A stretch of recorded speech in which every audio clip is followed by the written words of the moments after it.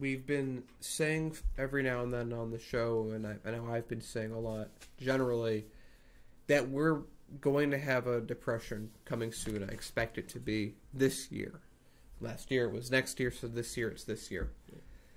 And it's very important that we're ready for this, because many people are talking about the shutdown with the government. It's not going to hold a candle to what we're going to expect. And right now I see a step towards this reality in Germany. Germany is looks like it's about to enter recession, and it's financially collapsing, and specifically it is having a severe collapse in the production of industrial goods, capital goods, which are a very strong indicator of these kind of things happening. And just as a definition, a capital good is something that lasts for longer than a year. It's like a refrigerator, a television, a car. So fruit wouldn't be a capital good. Stuff that you buy and use once or twice, not a capital good. So what's happening right now? So we have Germany is on the brink of recession as Europe's financial powerhouse suffered a collapse in industrial production, like I just said. Now this is an issue because of financial ties. This will have a very strong effect, a very devastating effect, because of owed debt, and they're going to want some of their debt paid off that they've given, because they've given money to both Italy and Greece over the years. So that's going to be very negative from Italy and Greece's point of view. In addition, France isn't doing all that well either. Various countries in Europe have different unemployment. Germany's is generally pretty good in comparison. But we also have the trade war that's happening between the U.S. and China is also making this situation worse, in addition to Brexit itself making the situation worse as well. So we have all these circumstances that have kind of been dancing around each other. And now Germany's at a point where it looks like they're going to be in a recession. And what we've learned from previous recessions in the past is, just like with previous story with AOC, you just need a spark to start a fire. There have been worldwide recessions started because a bank, and I believe Malaysia, collapsed. And then that had a cascading effect that led to a recession a couple decades ago. So I wonder, is this the harbinger? Is this the place where it really starts? Is it start with Germany not having reduced industrial production, which then leads to less investment in an industry, which causes less jobs, which causes people to get fired, so they spend less money, so then there's less demand, so then places fire because there's less people buying, so then they don't need as many employees, so they fire those people, so now there's less jobs, and you create this entire feedback loop. And then that spreads to the very connected systems, especially in the Eurozone, because it's basically one giant economic system now. You have France already having issues. You have the Greeks, who have been in this massive austerity for a long time and barely have had any money to spend to begin with. They're now, what, is Germany going to ask for them to pay back all that money right away so they can keep up their economy, which will only causes Greece's economy to fall apart, and then anyone else they know won't be able to get their money back. It's all these cascading things and the interconnectivity that is a globalized system. You have the U.S., which already has all these bubbles that exist and are ready to pop at any moment. Will it be student loans that do it? Will it be used car sales? Will it be another real estate bubble? Will it be a stock market bubble? What will it be that sets off these chain of events?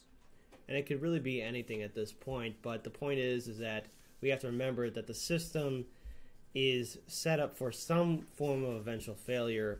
I, for one, don't want to see something happen, because as soon as something happens, as soon as there's a collapse, countless people will be affected by it, and many people will be financially ruined by it, and it'll be the working class. So I'm concerned about this. I think this is a story we got to follow through with. And I think it's an unfortunate story we got to end with on this note, but this is the sign of things we have to deal with. And in order for us to really end something like this, we have to have a strong system of checks and balances and regulations. But other than that, we're going to. I'm going to add one part to this. That the U.S. used to, for most of its history, have economic crashes all the time, almost every 10 years, almost on the dot. Every 10, 20 years, there would be a crash. Now, that wasn't true for a while. Why was that? because we passed Glass-Steagall, which separated the money and made the power of the banks lower to a point that they really couldn't hurt the major economy. But Glass-Steagall was then removed by the Clinton administration. It was, but I think the greater point to all of this is, which I think people should think about, because when a recession hits, when a depression hits, there's two ways you can look at the situation. The first is, oh my God, I've lost everything. I'm in despair. Oh my God, everything's falling apart. No one has work. But there's a second way, and I think that if you're watching this, it's a much more productive way.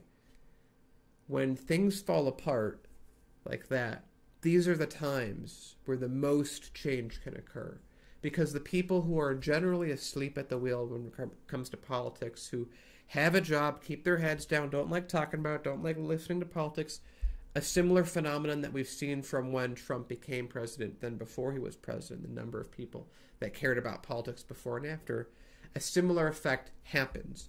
So what happened the last time the U.S. had a Great Depression? It went from Hoovervilles and Hoover beds and Hoover shacks, which were cardboard boxes and newspapers, where much of the country was homeless, to the U.S. becoming the most powerful nation on the planet. Thanks to FDR. The New Deal, investing, not austerity, but investment. And it's at times at a recession, at a time where 2020 is coming up, where people who may not want to listen to certain economic arguments, who think of socialism as maybe it's a little too extreme for me, when they look around, they see capitalism has taken everything from them, and someone's offering a bit more stability and a large amount of change, makes them a little bit more open to the concept and to the idea. So, when this depression or recession hits, don't think terrible. Don't let your thoughts be lost. Don't let your thoughts go to despair. Realize that this is the moment where you can make the greatest change, that you have the ability. So the amount of, for 1 hour you put in, the effort you can get out of it is more than it will be in a decade. It will be more than it is in a normal presidency. It will be a moment that we look back on in 20 years and people will wonder, what were you doing at that time? So what are you going to do? Yeah. That's a good note to end it on. We're going to take a short break, and we'll have Paul DuPont joining me in the second hour, so please stay tuned. Subscribe, follow us on YouTube, and other forms of social media. Peace, everyone. We'll see you in the second hour.